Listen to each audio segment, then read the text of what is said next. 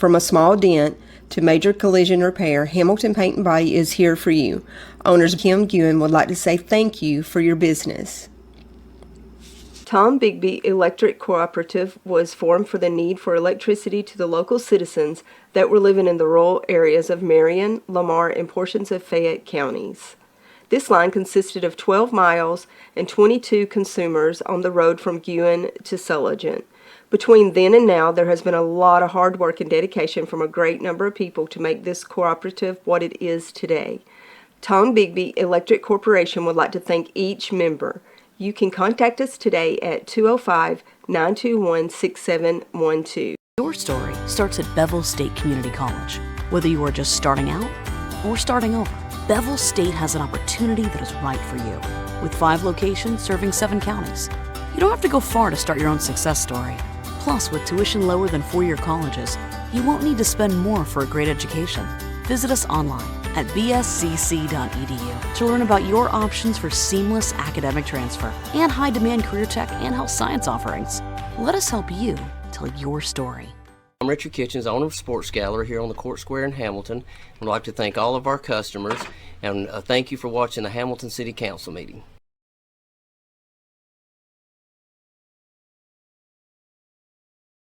Started tonight. We did have several absent here. Scott Robertson, Shane Stidham, and our city attorney is out tonight. But we have a quorum, so we're going to move on. At this time, if you would stand, we will have the invocation and then the pledge of allegiance. Dear Heavenly Father, thank you. Thank you for this town in which we live. Thank you for the opportunity to serve.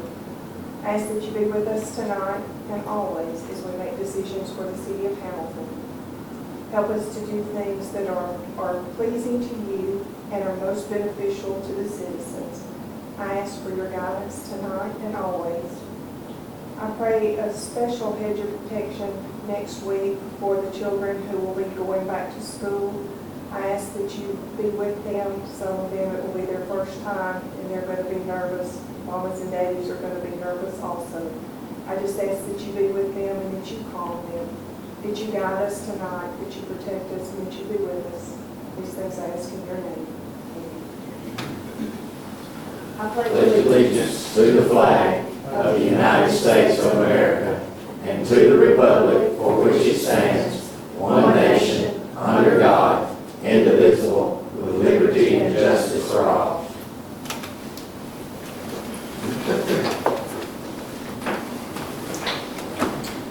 The first item on the agenda tonight is a recommendation to pass the minutes from the July 20th City Council meeting. Do I have a motion to approve those minutes? Sherry made a motion. Do I have a second? Anna's made a second. All in favor? None opposed. The next item is a recommendation to approve the accounts payable bills for July 2026. Do I have a motion to pay the bills? I'll make that motion. Frankie made a motion. Do I have a second? Yes, a second. All in favor?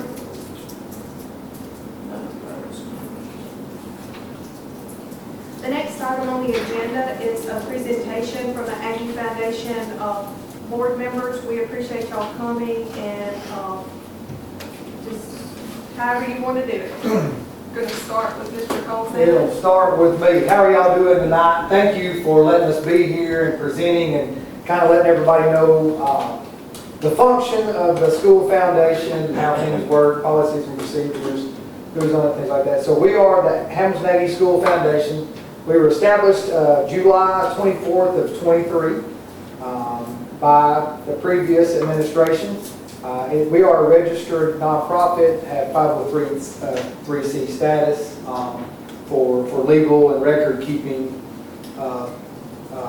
deals. Our board is made up of 5 people. So we got Miss Melissa Huey. She's our chair lady. She has 30 years of plus of secondary education. Mr. Brayville Jackson, he has 38 years of all kinds of different education. Miss Kelly Hood is our secretary. She's got 25 years. She specialized in elementary education. Dr. Wayne Cobb is an optometrist in town.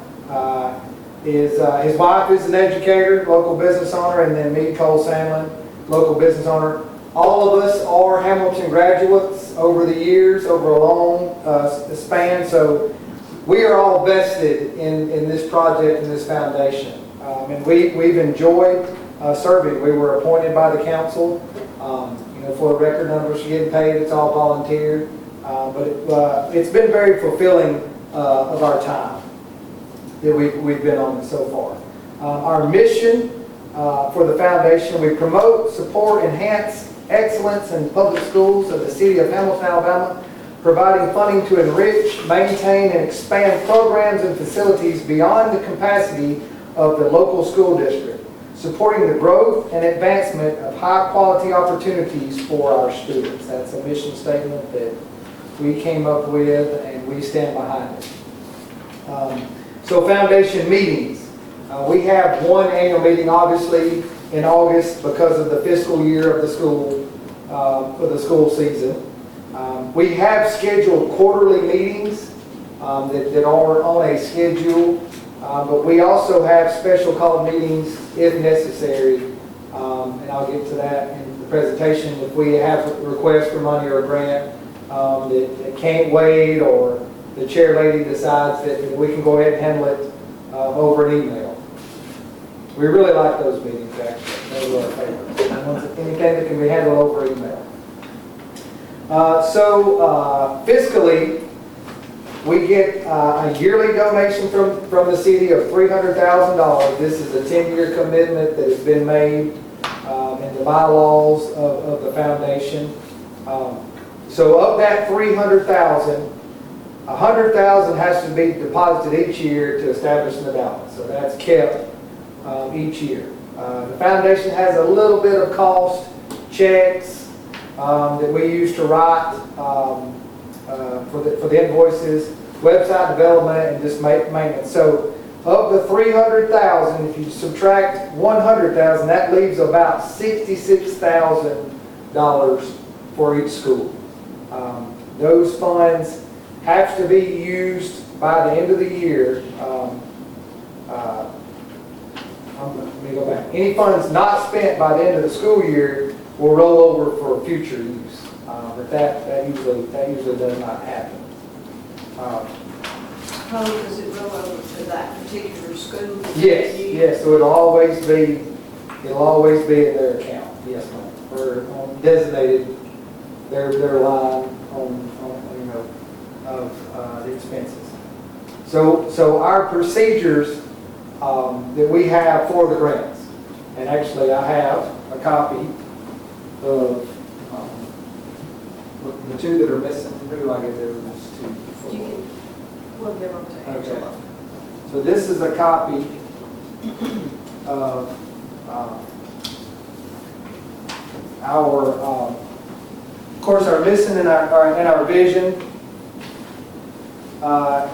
Inside the first page, it talks about the grant application. So all the grants that we get must originate in the principal's office or from the principal. So ex-teacher, ex-administrator, coach, whatever you want to say, comes to the principal at that school and says, hey, I feel like we need this. Then the principal uses their discretion whether they could use what's in the school fund that they have from the county or the state, or this is something that needs to be seeked through the foundation. So once the principal approves it, it is sent to us. It must meet the criteria. Mr. Brable is going to go over the criteria in a second. It must meet the criteria that was set. We review it, and we approve or deny. Usually it's an approval. And if it's approved, we give it our requisition number and funding. We prefer that we pay the invoices out of our checking account. Now, there have been instances, there haven't been any instances, but if the school pays it, we can reimburse, but we prefer that it all go through our account for record keeping. Obviously, the payment can't exceed the $66,000. that each school has each year. Each check requires 2 signatures. So now I'm going to let Mr. Brable talk about the criteria that we have for each request that is sent to us by each principal.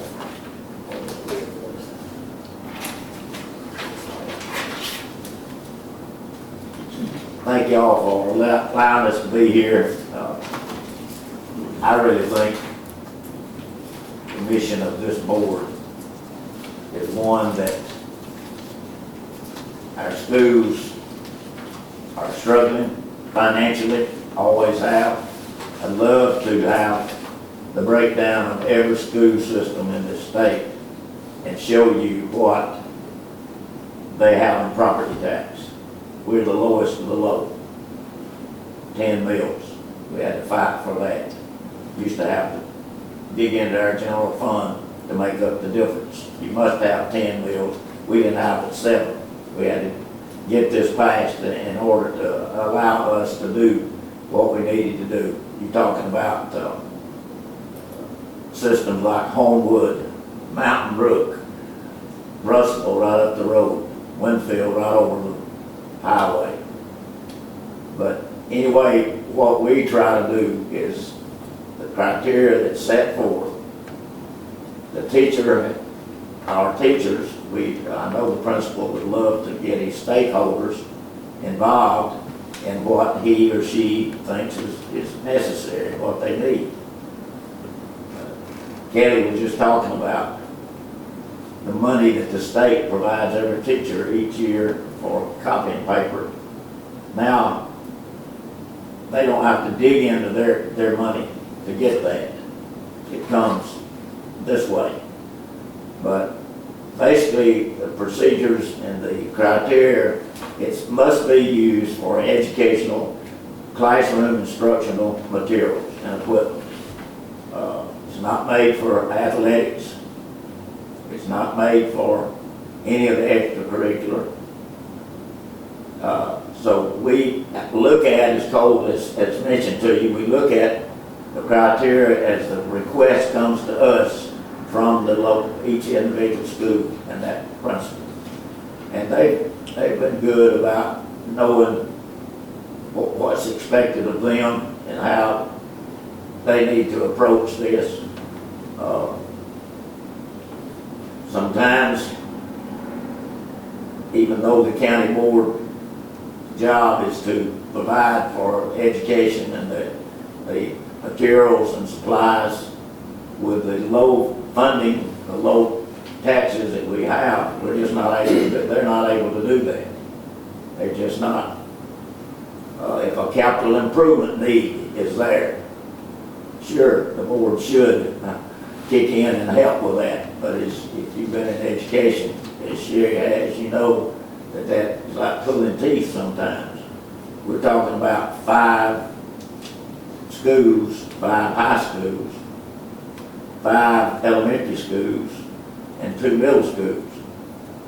So we're talking about that kind of numbers in order to get the things that we need, the things that are necessary. So sometimes capital improvements are necessary to enhance the opportunities for our students. So therefore, we have approved in some instances something that needs to be approved in order to help the kids, to help all the students. So, but basically, the classroom and educational and instructional materials, supplies and equipment that's necessary for that classroom. The classroom is the extension of the work that goes on, and you know, those disbursements may not be used for the maintenance, except for the maintenance of the classroom equipment that is used for instructional purposes. No salaries, no supplements, no wages that are funded by the Marion County Board of Education, except those things that are funded. I want to ask you if you got any questions at this point on, you know, teachers, and as I said, the principal should be wanting his stakeholders, his faculty, his aides, all the people that it takes to run a school, he or she should be looking at them to come up with ideas. It's not just the principal, but it's his folks that he's got there or she's got there in order to do the job that needs to be done. So I hope that you've got some questions of us right now on what I'm sure you've gotten complaints, probably. I know how education folks work. I know how my wife, my two daughters, you know, we've been in this business a long time, so I know how that operates. So if you've got a question, now's the time to ask us. I think you're probably going to address, the biggest question is, how is the money spent? What was the money spent on last year? And I think y'all are going to get to that. Perfect cue. Yeah, that's all for me, Holden. Okay, so I'm gonna go by each school that we had. Start with elementary school, that has 700 students. 700 plus. Plus students. So, by far the biggest school in the county, probably bigger than a lot of the other ones added up, and put in the same building. So for 25-26, we approved some back to school supplies, the copier paper, and that's what we were talking about. So that's money that the teachers were having to use that got put back in their account, $250. And that's actually for the copier, the copy machine, the maintenance, and the just having the copy machine itself. Where they used to take state money from each teacher, like $250 when I was there.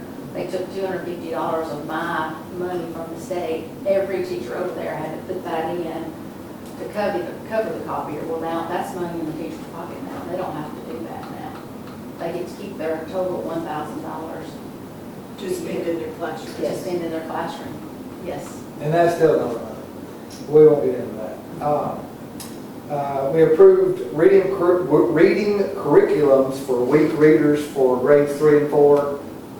Some of y'all might be aware, now a student has to be reading on a 3rd grade level in order to advance to the 4th grade. So that's a big deal. And I will say, as a father of 2 that had been past the 3rd grade before this was set, and one now that the second will be a 3rd grader, the curriculum for 2nd and 3rd graders is extremely rigorous compared to what it used to be to get them to that 3rd grade level of reading, which is a good thing. It's just sometimes homework seems like a lot. Extra math, some extra math, practicing learning skills for the students. We approved a entry fee for a field trip, a museum entry fee for a field trip for the 4th grade. This next one's a big one. So right now the school has one nurse for 700 students, so you can divide 700, by one or by 700. So we've done this for, ever since we've been a foundation, we've approved money for another half-time nurse. So, obviously they probably need 2 full-time nurses for 700 students, but we've done that every single year. I felt like Mr. McCarley did a great job each year spending that money. Comprehension strategies for the 1st grade. So that's all for the elementary school for last year. And I'm assuming they spent all their yeah. The halftime nurse is 20,000. That's a big chunk. They only want to go over their allotment, because then if they need something before we get our allotment, we can't pay them. If they're out of money, they're out of money. So they've learned. Last year they got up to the edge and couldn't order school supplies. Honestly, is what happened. And with one of them. And so now they stay back and they go to pay. You allow that much back, so you've got that much to get those school supplies. All right, so moving on to the middle school, obviously the first thing was school supplies that we did approve. The next thing is a huge, I think, deal, and really been good for our school system, is the art instructor, drama and music. and dance. You know, as a parent, none of my kids participate in that, but I really think if you'll go by when they have the shows and see how many cars are in the parking lot, the arts program over the last couple of years has really given the kids that don't play a sport, or they maybe not be in the band, or they don't really have anything extracurricular to do. You know, there's not a lot of opportunities in our area for after-school programs. This has really given those children something to do. And not only that group, but it's pulled from a lot of groups. And I've seen kids that might not be friends with each other or know who each other are, but we're in this art program together, and we're dancing and singing and learning this dance. And I really feel like it's giving a little bit more cohesiveness in our school system with the students to learn who each other are. You've got athletes in it. You've got non-athletes. I mean, just a really good group of kids. We approved money for a dance technique clinic. And then the last thing was the ACAP rewards. Is that 5th and 6th grade? Or is that the whole school? That's the whole school. They 90%? Is that what they did? Yes. Yeah, so they got 90% on their ACAP. That's a standardized testing. And so Coach Ballard came to us about funding for some rewards for them, and obviously we approved that. So that's all for the middle school. And last, the high school. We paid for the college and career fair tables that were set up at the college and career fair. We have funded some dual enrollment scholarships for qualified students. A lot of times those are kids getting college classes that might not be able to afford it. ACT prep for the junior class. We all know how important that is.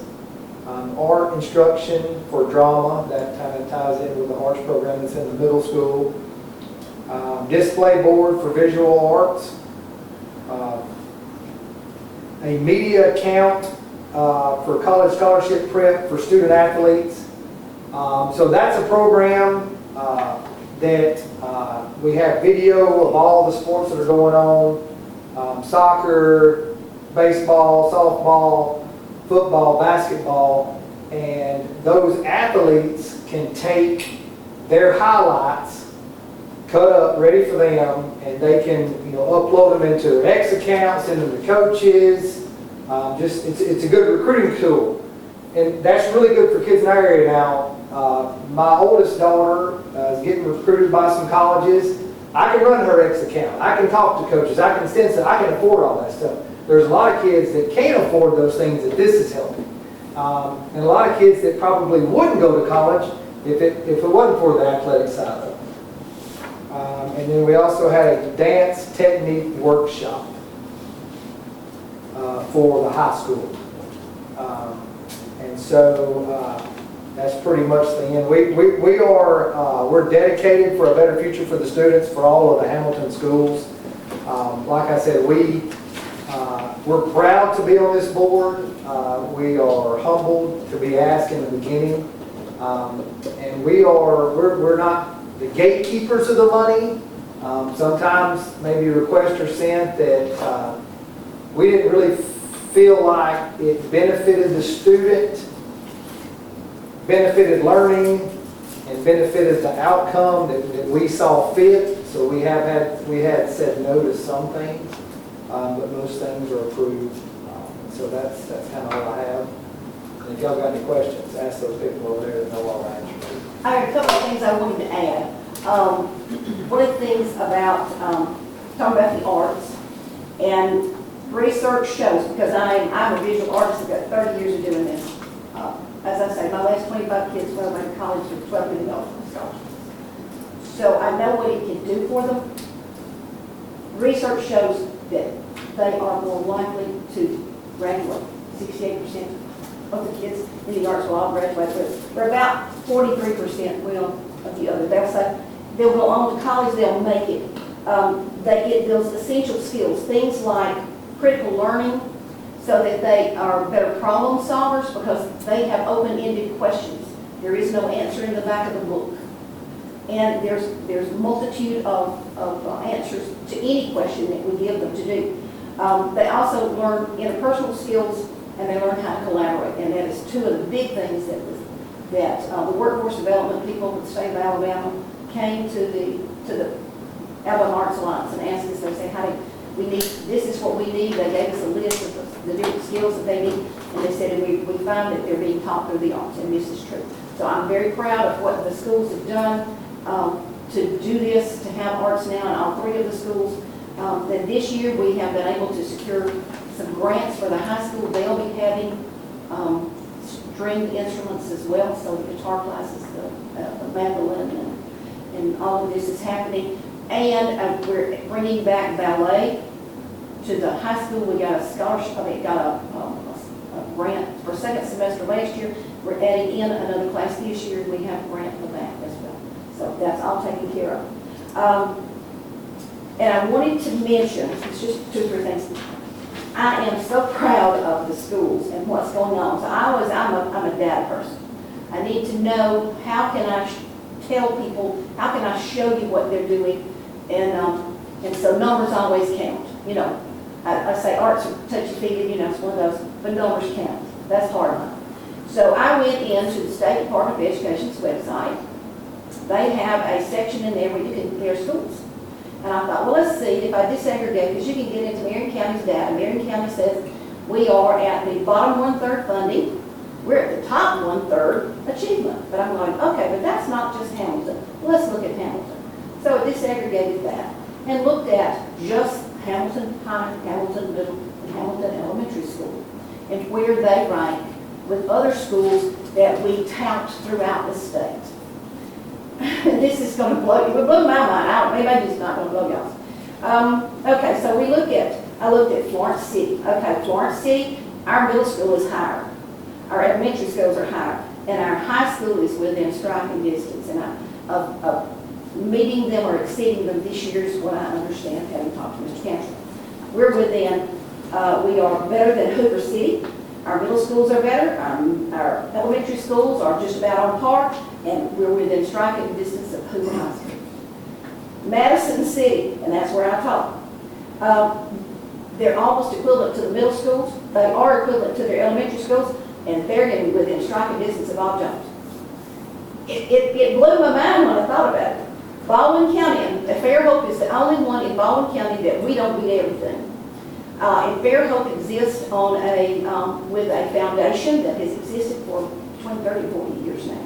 They have been doing the same thing. They are a county school, but they are funded with a foundation to help the city schools. And we beat everything. We are better than their Fairhope's middle school, better than their elementary school, and almost at their high school. We are, the same thing is true we're better than Athens City, Athens Elementary. I was like, middle school, elementary school, almost there at the high school. Madison County, same thing. I mean, we just keep following these things that we are, you're held up, this is the standard, and this is where we need to go. Well, folks, we're there. We are better than Tuscaloosa County. County High has a 71, we're an 80 already at the high school. And we're going to be, from what I understand, we're really fixing to take off right there. We're better than their middle schools, better than their elementary schools. Huntsville City, we're better than Grissom High School. Is that enough to blow your mind? We're better than Grissom High School. We're better than their middle schools. And we are better than their elementary schools. It's enough when you take a look at this that you just go, this can't possibly be true. But it is. Our kids only needed just some help. We needed, our teachers are fabulous, our administrators are fabulous, our kids are smart as everything. They can hold, nobody can say they can't do because they can't.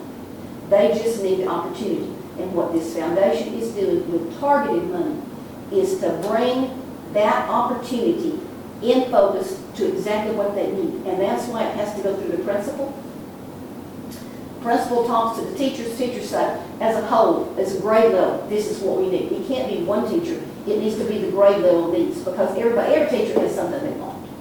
But whenever you have a collaborative need, you say, this first grade needs this. That's why the reading strategies, reading comprehension strategies for the first grade. because they found that whenever they tested them, that was where they were all weak. Across the board, they were weak. And so with the ACT prep, when they came into the high school, I met with Mr. Cantrell, and he said, could we possibly, we're trying to think about ways that we can raise our score, and this is one of the big ones. ACT is the only score that we have to base this on. And so he said, we've talked with someone, do you think that this would be something that the foundation, I said, write it up. I said, because that makes all the difference in the world. Having taught at Bob Jones, I told him, I said, we've been doing that for 30 years. Exactly what you're doing right now, what you're starting right now, is going to pay dividends. You have no idea how much of a dividend it's going to pay. Those scores are going to go up. And he said he got his scores and he said, I cannot believe the difference. So they brought in the specialists, they came in and they worked with that class on, not on, you don't teach the test, you teach how to test, which is a thought process. And so that is what has really worked. But I'm so proud of them. I cannot tell you like I said, when I look at this, and Russellville High School is at 81, we're at 80. Middle school is at 86, we're at 90. Elementary school is at 93, we're at 97. I'm so proud of this town, so proud of these teachers, these administrators, and these hardworking kids. I could not be more proud to be from here. Like I said, this is home, and I keep saying, I look back, I'm 4th generation. My granddaughter is a key dancer, she's 6. And I laughed off, I said, we have land in our family that was seeded from the Chickasaw Indians. So we've been here since the beginning. And we're proud to be here, and we're proud to serve. And we're proud to say that there is nothing that can stop these kids, ever.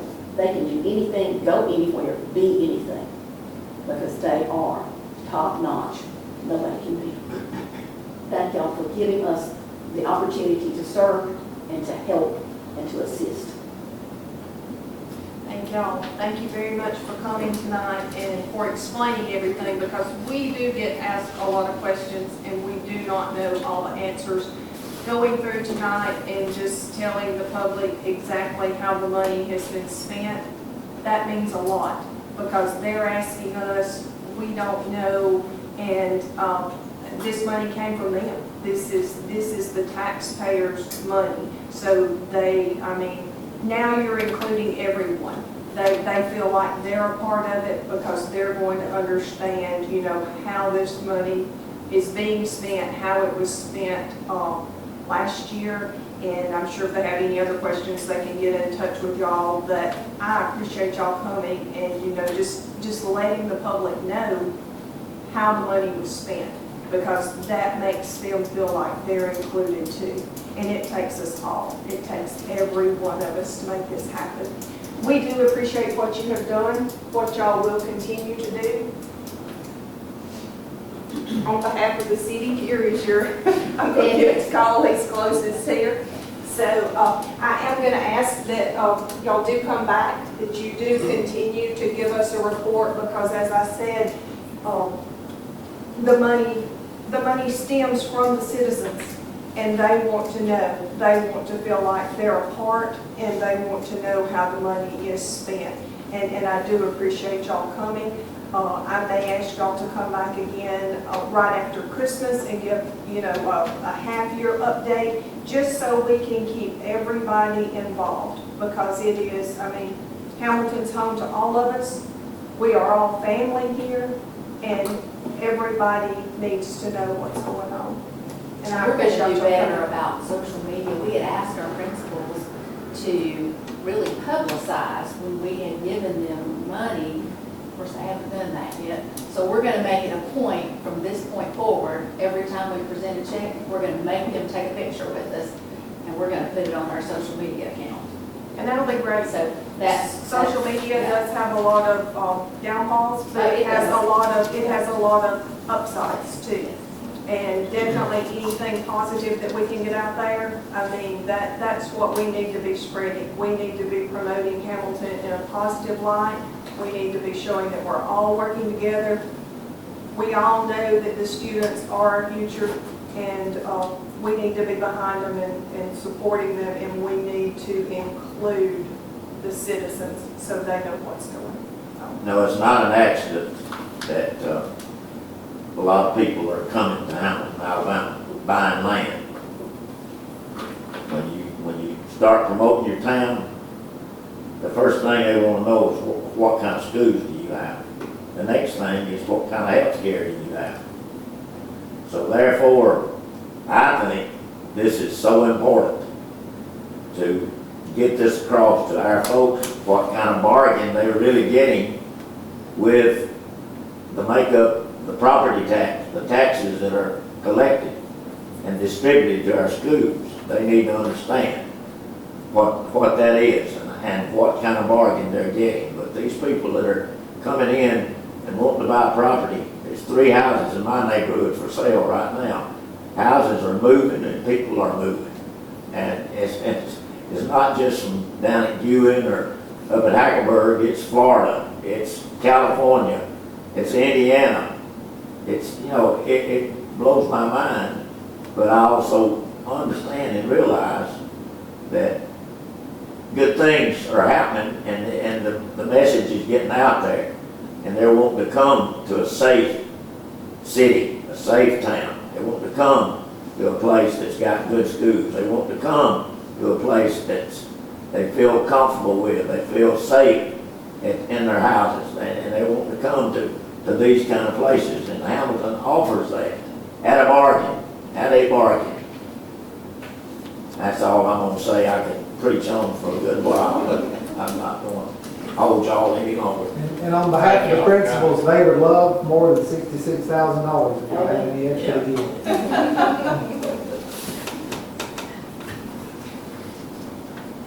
Anybody else want to say anything? Thank y'all for coming. And y'all are welcome to stay, or if you want to. Thank y'all for coming to that. I'll watch the rest of it on social media.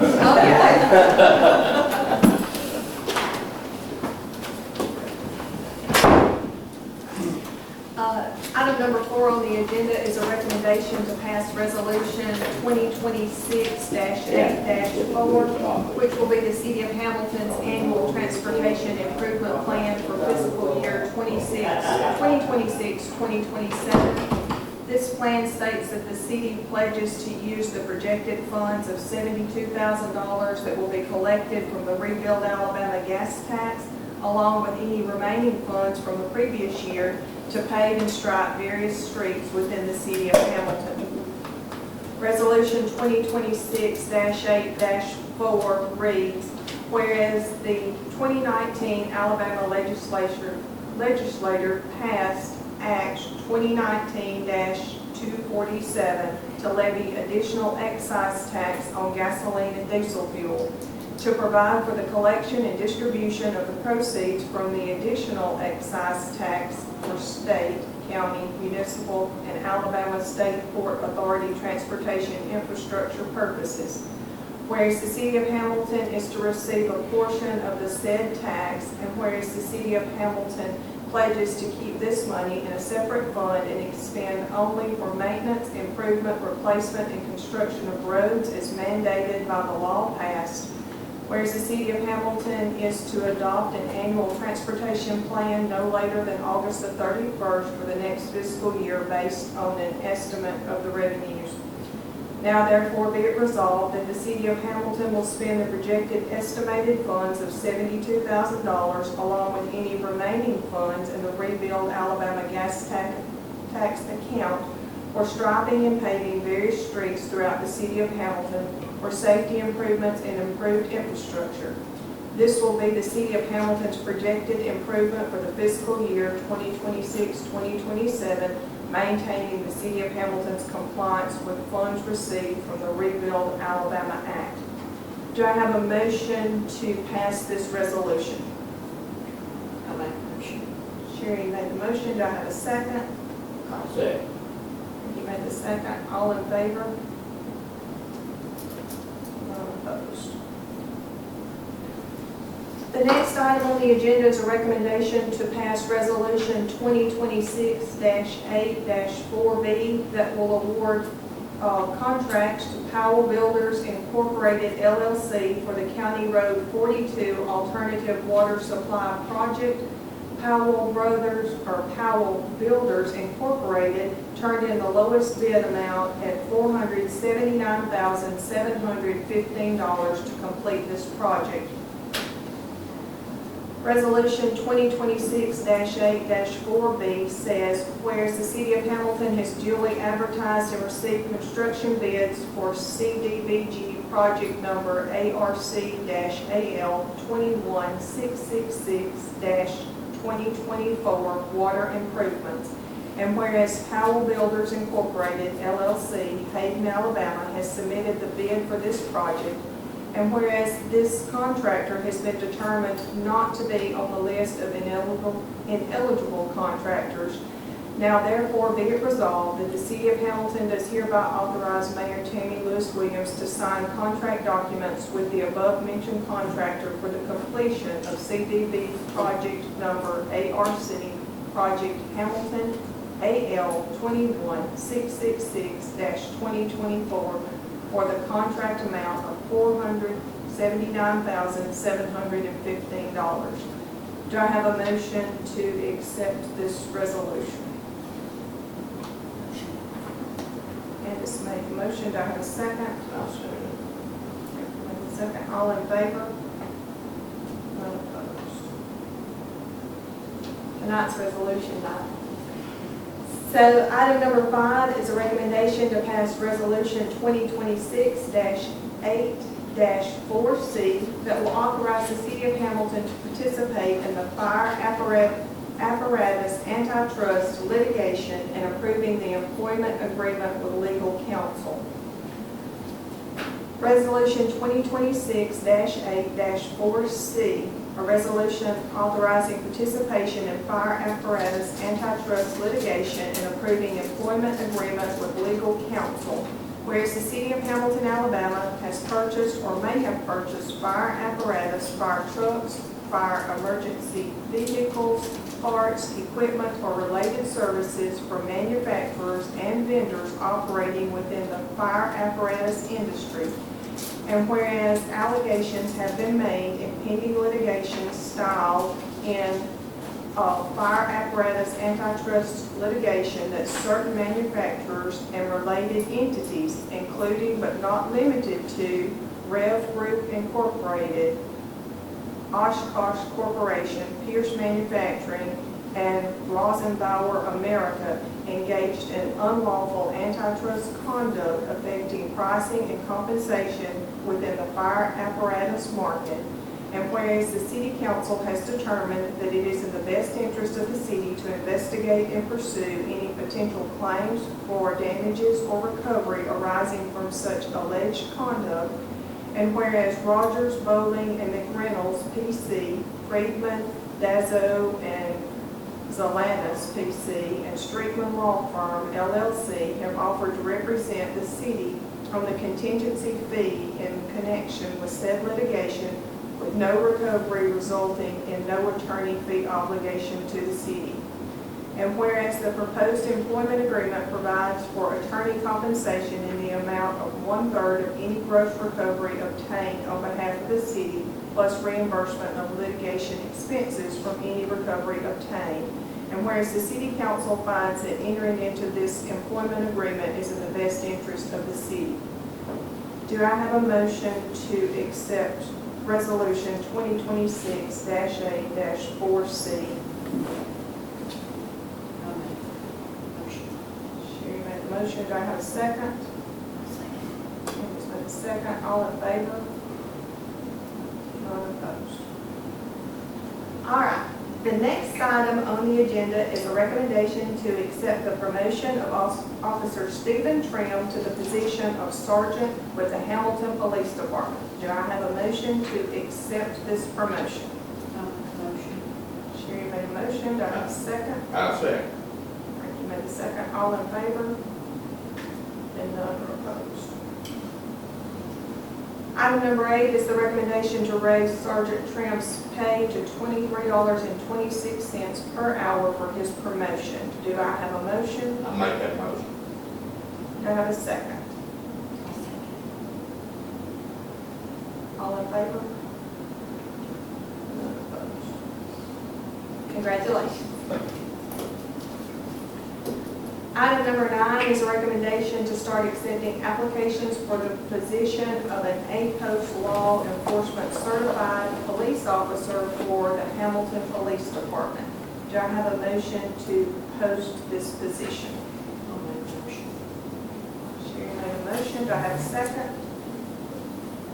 I make that second. Frankie made a second. All in favor? None opposed.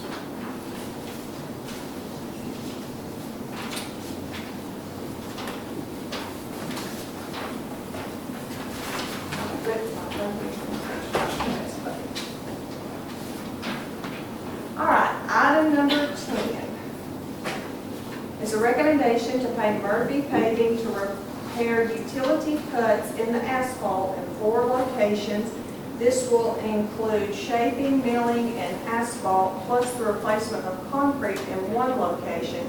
The streets to receive repair are First Street Southeast, and that's going to get concrete and asphalt. First Street Southeast in a separate location.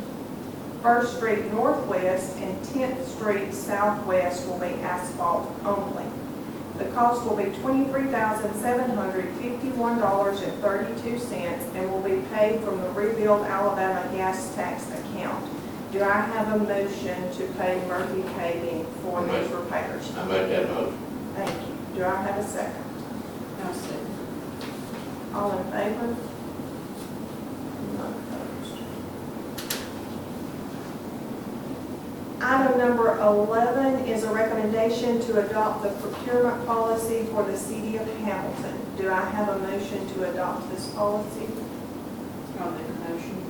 Do I have a second? All in favor? None opposed. All right, and the final item on the agenda is a recommendation to approve the membership renewal agreement between the Municipal Workers' Compensation Fund and the City of Hamilton.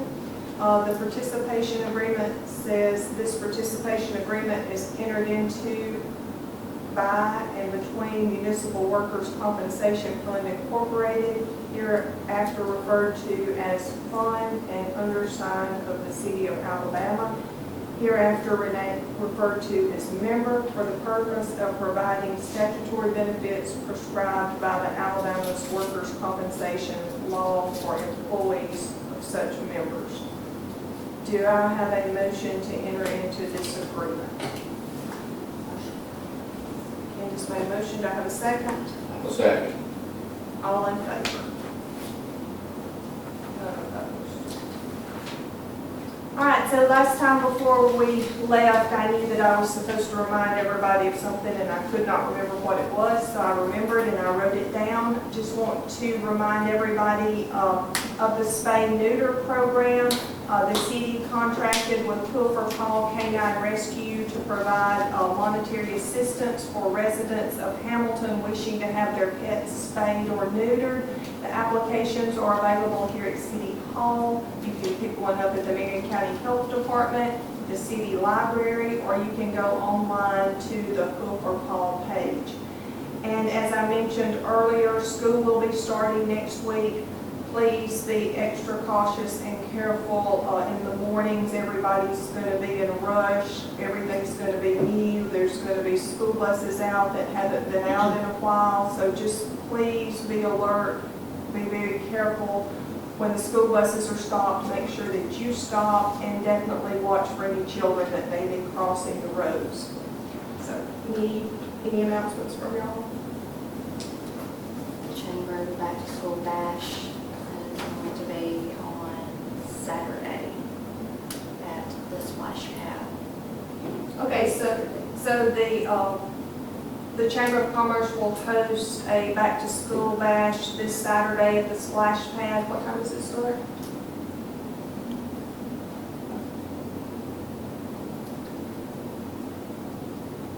I believe it's at 5.